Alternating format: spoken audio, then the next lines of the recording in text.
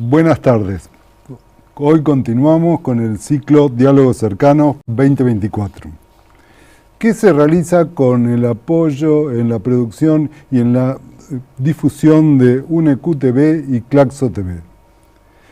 Estamos transitando la quinta temporada y hoy es la entrevista número 57. Hoy es un 29 de octubre del 2024, a las 15 horas, la entrevista es en vivo. El entrevistado es Javier Balsa. Nos vamos a referir en esta entrevista a un libro que acaba de publicar, que se llama ¿Por qué ganó Milei? Así se llama la entrevista, ¿Por qué ganó Milei? Tiene un subtítulo, Disputas por la hegemonía y la ideología en Argentina. Esto refiere a que el libro es un poco más amplio que la búsqueda de la respuesta de por qué ganó Milei. Este libro está editado por la prestigiosa editorial Fondo de Cultura Económica. Muy buena editorial, muy buena distribución va a tener. Gracias, Javier, por venir. No, gracias a ustedes para por la nosotros invitación. es una gran alegría que estés aquí. Vos trabajás acá en la Universidad Nacional de Quilmes. Javier es magíster en Ciencias Sociales de Flaxo. Es doctor en Historia de la Universidad Nacional de La Plata. Se desempeña como investigador principal del CONICET y es profesor titular de la Universidad Nacional de Quilmes. Te sigo presentando más adelante. Sí. Vamos a la primera pregunta. Milei es el tema.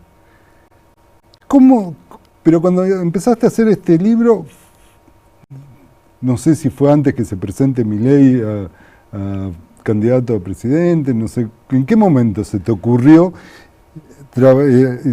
trabajar este tema de por qué ganó Milei y qué metodología usaste para trabajar en este tema, ¿no? A ver, les cuento. Yo venía trabajando y dirigiendo un equipo muy grande de investigación en todo el país durante la pandemia.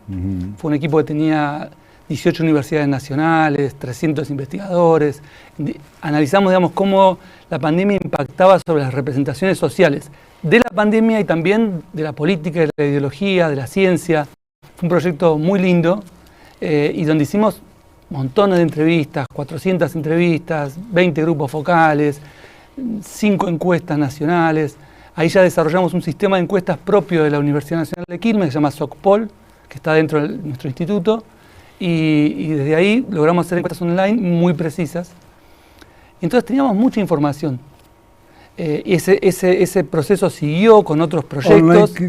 ¿Qué significa? A la gente le llega publicidad a través de las redes sociales más conocidas y sorteamos una notebook y la gente se engancha a responder la encuesta y conseguimos un público muy variado, ¿no? Gente que siempre responde encuestas, que es uno de los problemas, ¿no? Y entregamos la notebook de premio, la gente se sorprende, ¡ay, llegó la notebook! Sí, que era cierto, porque lo sorteamos por la vía oficial, etcétera. Y es transparente. Es muy transparente. Entonces, y teníamos los resultados muy ajustados. Nosotros sabíamos que Milei iba a ganar ya sabíamos bastante bien los resultados de 2021. Ya en 2022 lo teníamos primero a Milei en las encuestas. Y sabíamos que Milei iba a tener un muy buen desempeño en las PASO, que fueron las elecciones primarias que acontecieron en agosto de 2023. ¿Primarias? Las primarias son las elecciones que hay acá en Argentina, obligatorias, donde todos tienen que votar en las internas de los partidos políticos, digamos. Y también teníamos muy exacto el resultado de las elecciones generales, e incluso ya 20 días antes de lo que fue el balotaje, la segunda vuelta en noviembre, nosotros teníamos un número muy cercano al número que finalmente fue, 56% Milei, teníamos y 46% Massa, prácticamente el mismo resultado. Entonces sabíamos mucho de por dónde venía la cosa. O sea, que vos dirías que el grado de error casi no fue muy, digamos, son encuestas muy distribuidas por todo el país, en una muestra, hacemos 300 segmentos publicitarios distintos. Bueno, no sé si vale la pregunta de grado de error, ¿no? Nosotros no calculamos un grado de error porque pensamos que no aplica a la mayoría de las encuestas actuales. Creemos que no deberían dar ese tipo, salvo algunas, la mayoría no debería, no funcionan esos parámetros estadísticos, pero es un tema muy específico. Entonces, Nosotros sabíamos más o menos el resultado, pero las encuestas no buscaban eso. Las encuestas, nosotros seguimos la tradición de la Escuela de Frankfurt, de Erich Fromm, con sus primeros estudios en las décadas del 30, de Adorno en los años 40, viendo, digamos, cuestiones más ideológicas, más de los deseos, de las expectativas, de las esperanzas, de las disputas por la hegemonía. Entonces nosotros nuestras encuestas tienen 50, 70, 80 preguntas. Lo que queremos ver no es acertar el resultado, sino, un montón de preguntas. Sino lograr, digamos, entender por qué la gente hace las cosas. Entonces, cuando se dio el triunfo y nos encontramos con que... Antes que siga, ¿te responden tantas preguntas? ¿Sí? Sí, porque si no, no van al sorteo, digamos. Además están muy bien diseñadas, están muy bien ajustadas para que funcionen y sean ágiles. Y las preguntas se testean y pretestean para que funcionen bien. Lo importante es que la gente entienda que se pregunte y suene como algo de lo que habitualmente habla. Le damos opciones reales de frases que la gente dice, imágenes. Lo cierto es que la mayoría de la sociedad se sorprendió, sobre todo la mayoría de los colegas, de la gente más o menos, digamos, progresista en la Argentina. Me consta. No entendía cómo, primero lo negaba, no puede ser, es mentira, es una pesadilla, esto es una película. Y la gente nos decía eso y uno mismo sentía esto, que a pesar que sabíamos el resultado, nos seguía sorprendiendo y sobre todo había una necesidad de explicar por qué pudo ser algo así, por qué pudo ganar alguien tan distinto del común de la gente. Se escuchaba mucho, ¿por qué ganó Milei? Y entonces, en diciembre, mediados de diciembre, fui a Fondo de Cultura a charlar a ver qué interés había. Diciembre del 2023, después del resultado. O sea, a los pocos días que Milei subiera, el 10 de diciembre, asumen los presidentes en Argentina. Y bueno, me encerré en el verano y en un mes y medio, más o menos, 2 meses, tenía el libro, digamos. Yo ya eran temas, como te decía, que los venía trabajando, que los venía madurando, incluso en sus aspectos más teóricos. El libro tiene una matriz metodológica, que ya un poco les conté, basado esencialmente en unas 15 encuestas que tuvieron lugar entre 2021 y 2023, y una matriz teórica gramsciana, de la perspectiva de Antonio Gramsci, de pensar la dinámica política como disputas por la hegemonía, que van no solo a la coyuntura electoral, igual el libro tiene 3 capítulos dedicados a la coyuntura electoral, porque después hay que explicar cómo eso se traduce en un triunfo electoral. Pero esencialmente la mayor parte del libro piensa cómo se hacen las disputas entre proyectos hegemónicos distintos. Proyectos que dicen, un proyecto hegemónico es un proyecto que dice, nosotros como grupo político puedo dirigir la sociedad positivamente, progresivamente, con un destino al que convoco al resto. Y en esta Argentina había como 4 proyectos en disputa, y bueno, triunfó Milei, ¿no? ¿Y por qué triunfó el de Milei? Bueno, a ver, primero, ¿cuáles eran los cuatro y por qué triunfó? Yendo hacia la última parte del libro, los 4 proyectos eran... Los 4 proyectos tienen que ver además con la forma de resolver las frustraciones y los fracasos que había habido. O sea, uno de los elementos de por qué ganó Milei es porque hubo una serie de fracasos de los otros proyectos políticos y una serie de frustraciones derivadas de estos fracasos poco resueltas o casi nada resueltas. El primer fracaso es el fracaso del kirchnerismo de darle continuidad a su proyecto en 2015. Parecía un proyecto que tenía alto nivel de consenso, bastante hegemonía, que había empezado en 2003. O sea, 12 años de esa gestión habían transformado mucho a la Argentina en muchos sentidos positivos y en sentidos además valorados positivamente por la mayoría de la población. De hecho, Macri, para ganar en 2015, tuvo que decir que no iba a cambiar una serie de cosas que había hecho el kirchnerismo. Sin embargo, ese proyecto pierde la elección por un punto y medio en el balotaje de 2015, pero pierde. Y no logra construir claramente una explicación como fuerza política de por qué perdió y qué iba a ser diferente, que ahora le iba a ir bien a esa gestión, iba a solucionar los problemas que había tenido. Luego el fracaso del macrismo que había generado mucha expectativa en 2019, en ese campo del antiperonismo en Argentina, que siempre ha sido muy importante, fracasa estrepitosamente, 2018, 2019, es una inflación muy alta, un endeudamiento externo enorme, una crisis económica muy fuerte y sin embargo, bueno, fracasó. Ahora, aquí sí tenemos un primer elemento de por qué ganó Milei.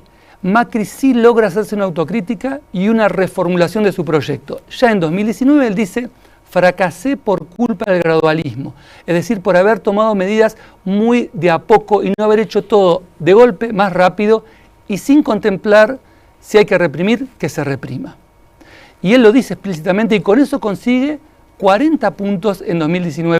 Son 5 puntos más de lo que había obtenido en primera vuelta en 2015. O sea, él logró ya ir reconstruyendo su proyecto de un neoliberalismo recargado y con esa línea política se la transmite a los medios de comunicación más concentrados de Argentina, que juegan en general, cuando hace el acuerdo con Milei entre la primera vuelta y el balotaje en 2023, sí, entre octubre y noviembre.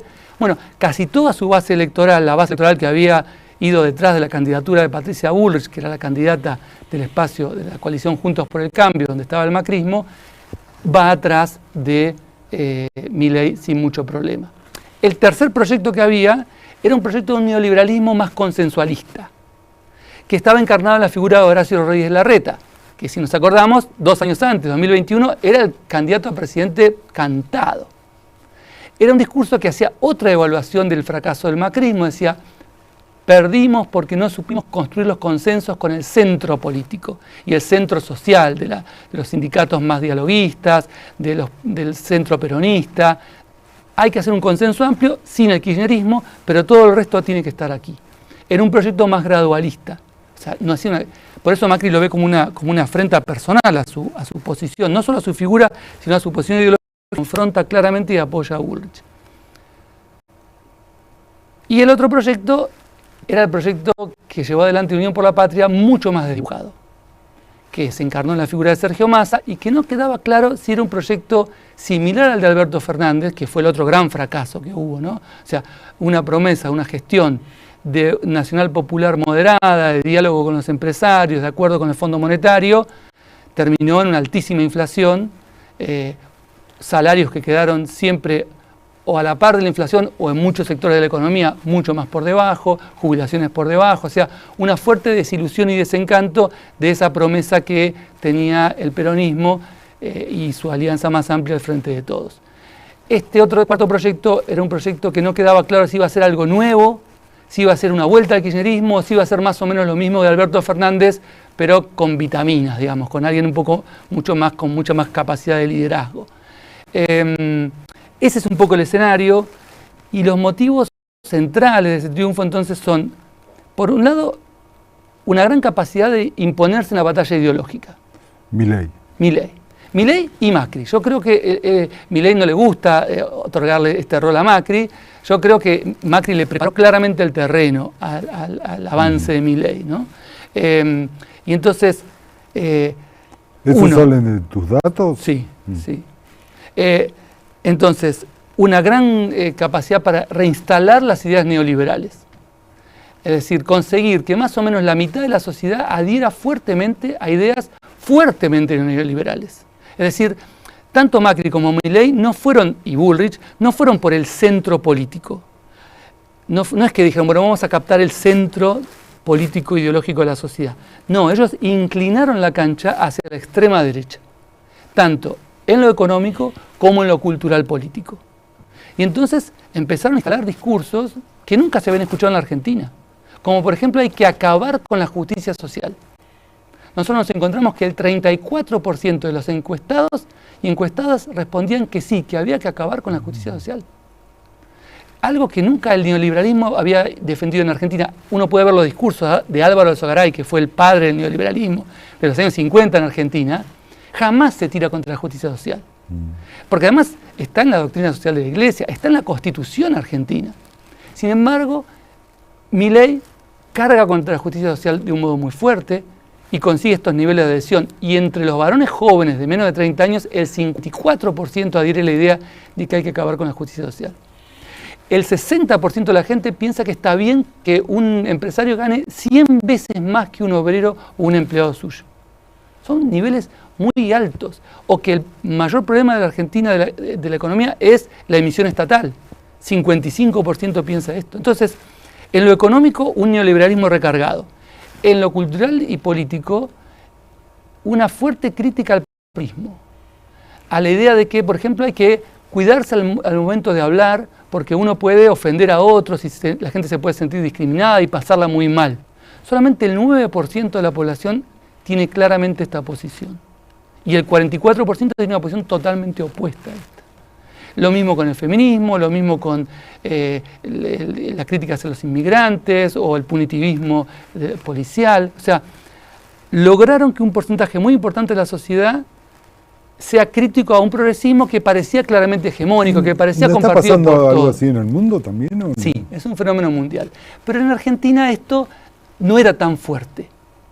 Ahora encontramos que hay un 20% de la sociedad que dice, ubicándose en izquierda-derecha, yo soy 10 de derecha, o sea, la posición más extrema. Siempre era un 5, ahora es un 20.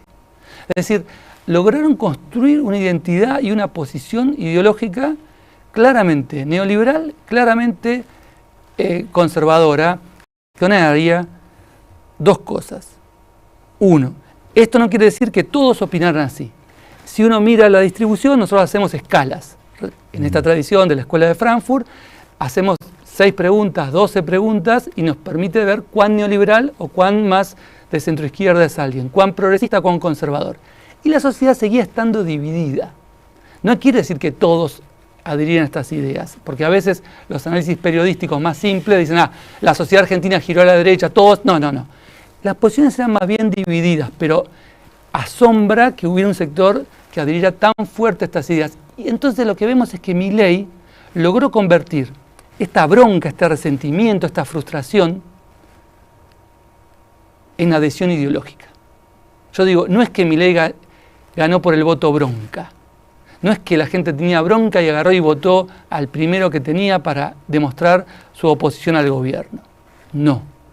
Él consiguió convertir esa bronca en adhesión a un conjunto de ideas y a un proyecto político que le daba esperanza.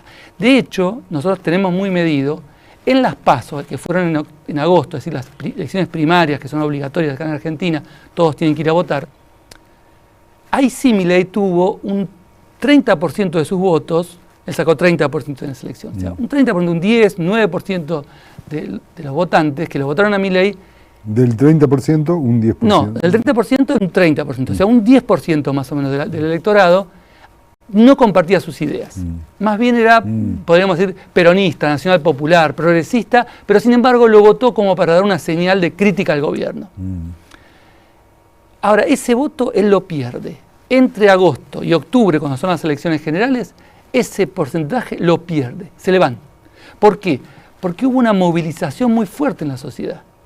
En las escuelas, en las facultades, en los lugares de trabajo, en los grupos de amigos, en la familia, la gente empezó a discutir de política que no se estaba discutiendo. Algo raro, la elección de las primarias, Argentina es un país donde se discute mucho de política en todos esos espacios, no se había discutido.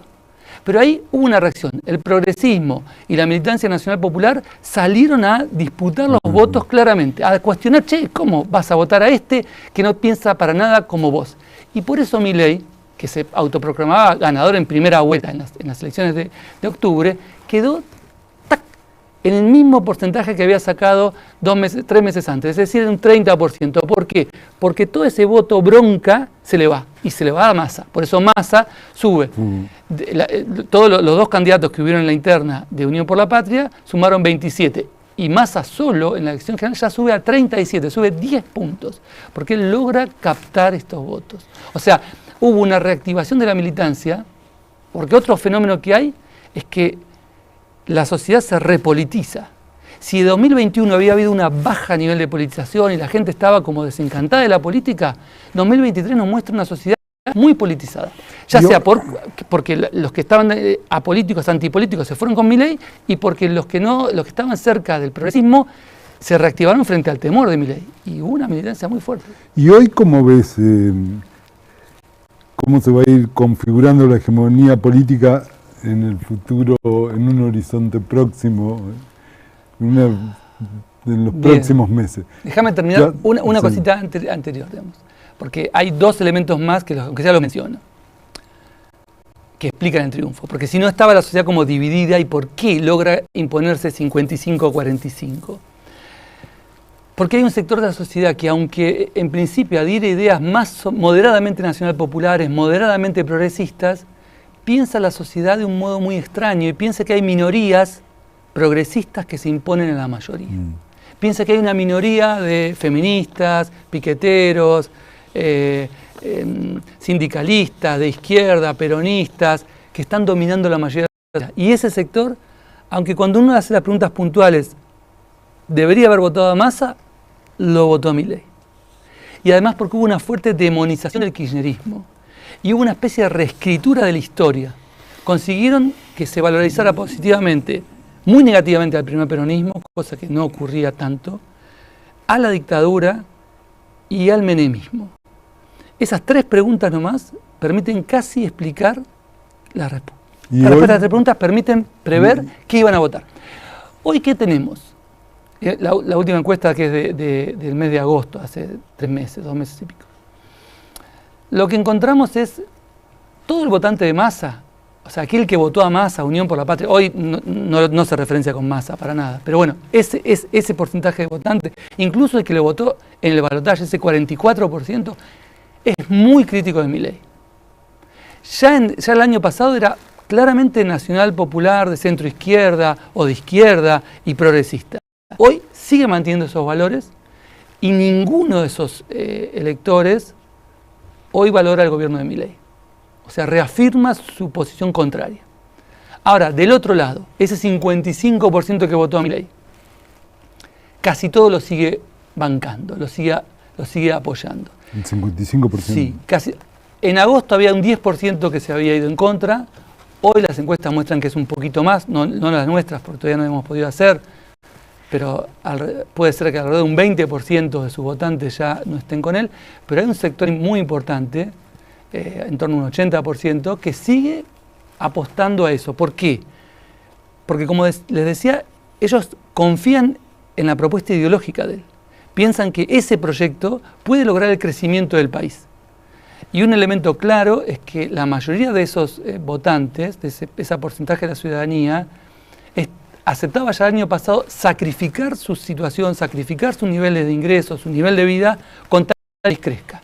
Y entonces, la palabra constante que aparece en nuestras encuestas es esperanza.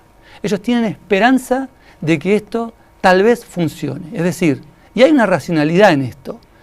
Es decir, vamos a decirlo de un modo más simple, pero si los derechos laborales son totalmente sacados, si los empresarios ya no tienen que pagar impuestos porque el Estado se achicó muchísimo, bueno, tal vez esos empresarios dejen de llevarse el dinero afuera, como ocurrió en casi toda la historia argentina de las últimas décadas, e empiecen a invertir en el país. O sea, hay una propuesta de convertir en un país con enormes niveles de informalidad, con enorme deterioro de las condiciones de vida, pero que quizás en ese contexto se construye un país donde los empresarios inviertan y el país crezca. Y hay mucha gente que, a veces estamos haciendo entrevistas ahora, con mayor o menor grado de claridad en esta enunciación, van por ese lado. Cuando ellos dicen, bueno, esto era una fiesta, hay que pagar las cosas lo que valen, hay que sacrificarse, hay que perder derechos, hay un porcentaje importante de la sociedad que entonces fue entusiasmado por eso. Ahora, del otro tengo lado, que ir terminando porque, sí, viste, tenemos... Perdón. No hay problema, pero entonces vos ves una posibilidad de que se cree una nueva hegemonía. A ver, no estamos en los años 90, donde hubo una hegemonía muy fuerte del neoliberalismo y solo hubo resistencia contra eso. Hoy tenemos resistencia, sobre todo, digamos, en las universidades, pero también en sectores trabajadores, informales, pero también hay una mitad de la sociedad que tiene ideas muy claras de que esto no es lo que quiere como sociedad. O sea, hay un 44% que tiene ideas muy claras, lo que le falta es una dirección política. La mitad de esa gente dice, veo al peronismo tibio, ausente, desorganizado, desunido. No ve claridad de una fuerza que lidere una alternativa. Y la gente no va a saltar al vacío. Es decir, la gente necesita que haya una opción en la cual pueda creer y desear. Tanto una opción que elabone sus deseos puntuales en cada uno de distintos campos, desde las redes sociales hasta la economía, hasta la escuela, como en un proyecto global y quizás también un horizonte a largo plazo. Podríamos decir que estamos en una disputa por la hegemonía. Siempre la hegemonía está en disputa, pero hoy está claramente en disputa entre dos posiciones. Yo creo que el año que viene vamos a tener una elección plebiscitaria. Milei sí, Milei no. No va a haber una avenida en el medio. sino que las fuerzas se van a tener que alinear en estas dos opciones. La gente va a votar como fue en 2017. Una pregunta, ya yo invito a los que ven esta entrevista que si pueden lean este libro, es muy interesante, muy rico. Te quería terminar, es un problema de tiempo de este ciclo, ¿no? de este ciclo de entrevista. Una última pregunta personal, ¿no? Se ve una fuerte pasión tuya, siempre lo vi, ¿no? Por conocer a través de encuestas, podemos llamarlo encuesta, qué está pasando en la realidad. ¿Cómo nació esa pasión? Bueno, desde la militancia política y desde la investigación social. Para mí, uno investiga para transformar la realidad y en ese sentido, conocer la realidad más ajustadamente. No solo hacemos encuestas, hacemos grupos focales, hacemos entrevistas. Las encuestas nos permiten medir algunas cosas con más exactitud, digamos, y una distribución. Ahora estamos haciendo entrevistas a los jóvenes, por ejemplo, para ver en qué andan. ¿Cuándo nació? ¿Cómo y cuándo? No, bueno, cuando empecé a estudiar historia hace 40 años casi. Entonces, digo, pero entender el presente para transformarlo para mí es clave. Y es además un deber, digamos, como intelectuales y como universitarios, colaborar en esto. O sea, ayudarnos, nos ha faltado generar espacios de debate. Una de las cosas por las cuales el libro termina preguntando qué hicimos mal, ¿no? O sea, ¿qué hicimos mal? Cada uno el sayo que le caiga por donde quiere, pero a todos aquellos que pensamos que es una especie de calamidad que Milei sea nuestro presidente, algo hicimos mal. Cada uno, entonces, bueno, generar espacios de debate. Ahora tenemos espacio, no lo que no tenemos es tiempo. Tenemos que generar espacio para debatir las cosas, debatir una propuesta y un proyecto. Vamos a seguir convocándote, ojalá tengas disponibilidad para venir. Es muy interesante todo lo que decís, te agradezco mucho que hayas venido. Espacio tuviste, no tuviste tiempo. Disculpa. Pero bueno, me encanta. Y perdón la pasión que a veces se me Gracias. No, gracias a vos. Gracias por venir. La verdad, muchas gracias. Y espero que hayas también irradiado este entusiasmo que en mí lo irradiaste nomás leyendo el libro, ¿no? Pero bueno, se haya irradiado más, ¿no? Sirva para irradiar este entusiasmo para saber por qué ganó Miguel. Bueno, vamos a dar por terminado. Muchas gracias, Javier, por venir. Damos por terminado esta entrevista, que es parte del ciclo Diálogos Cercanos 2024, que se realiza con el apoyo de la Universidad Nacional de Quilmes TV y el Consejo Latinoamericano de Ciencias Sociales TV. Muchas gracias por todo. Gracias de vuelta, Javier.